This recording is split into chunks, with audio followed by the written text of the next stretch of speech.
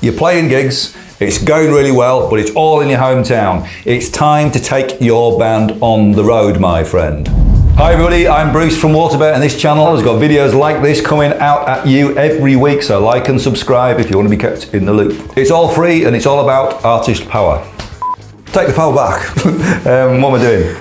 So why are we going on tour? The answer is really simple: to build an audience and look after our fans. It's as simple as that, and of course this is what we live to do. This is why we put all the hours of practice in. We live for those live shows. Tip 1, preparation. This is going to be a minimum of 6 months to put this together, and this is part of a wider progression onto things like radio, chart position, other tours, other festivals. So it's part of a bigger plan. That means it's a campaign that requires planning. So why does it take 6 months to plan a successful tour? Well, number one, venue availability. You can't expect a hot venue to have availability next week. So that's number one. Number two, you've got to build a bit of a buzz. So many bands complain that there isn't enough audience at the gig, but they've announced the gig Tuesday for a gig on Thursday. No good. You've got to build a buzz around a tour. And of course, the whole point of doing this tour is part of the bigger picture stuff. It's part of a wider progression onto chart positions, festival slots, bigger tours, building an audience, and that requires planning that the tour is part of a campaign and therefore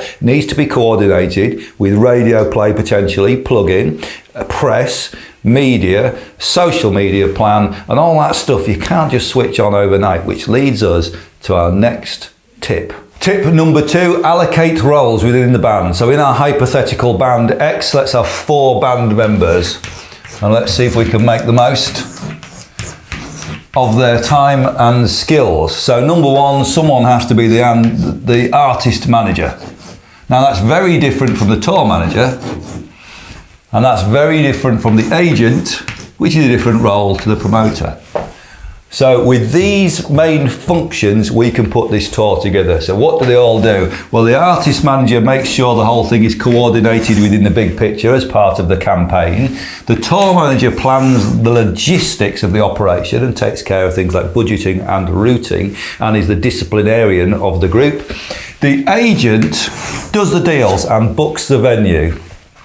And then the promoter gets on and lets the fans know about it. These days we take care of this through our social media. This is probably the hardest job. This is getting on the phone in an old school way and ringing up 100 venues to get a couple of gigs at best. It's hard graft, and when people say no, you just have to keep going. And of course, the agent and the tour manager liaise on the routing to make sure that the tour makes sense economically and the drives are practical. Now, if you want to figure out exactly how to do this, subscribe to this channel and we'll tell you in detail what these people do on other videos. Tip 3, we now have to seriously think about budgeting. So the responsibility now falls fairly heavily on the shoulders of the tour manager, who is going to be berated by the artist manager if he's not making sure those figures add up.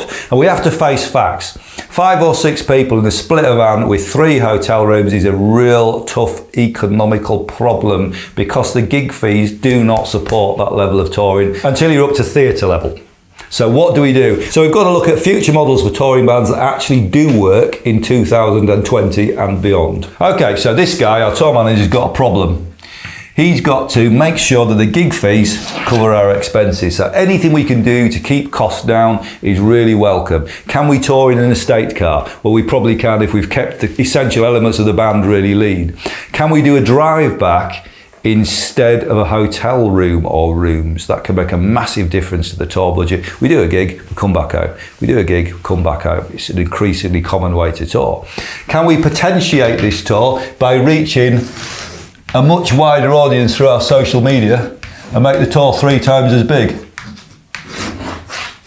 And we know we're going to keep costs down by keeping everything lean, because everybody in the band is going to be doing 2 or 3 roles. So these days you may be a drummer, you're also probably triggering loops, samples, and you're tour managing, and you may even be doing the social media as well. And whilst we're busy trying to save money all the time, the big question in 2019 and beyond is, can we get somebody else to pay for it? So it falls to the artist manager to organise some sponsorship deals, anything to offset the tour costs, from free booze from the likes of Cloven Hoof, to free strings from Ernie Ball, to free or loan instruments from Boss, Roland, or simply sharing social media as well. It's not just that free bottle of rum from Cloven Hoof, it's the fact that they've got loads of socials deals going on. So have Ibanez, so have Laney, so have Tama.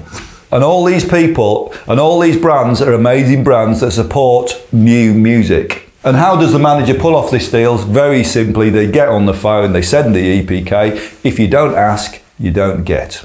I've been Bruce and you guys have been amazing. Thank you so much for listening, and don't forget, if music has become a very important part of your life, we can work like this full time at WaterBear, and you can get a MA qualification or a BA honours degree. You can study on site, online, from anywhere in the world or in the heart of Brighton. If you're interested in working with us, give us a call.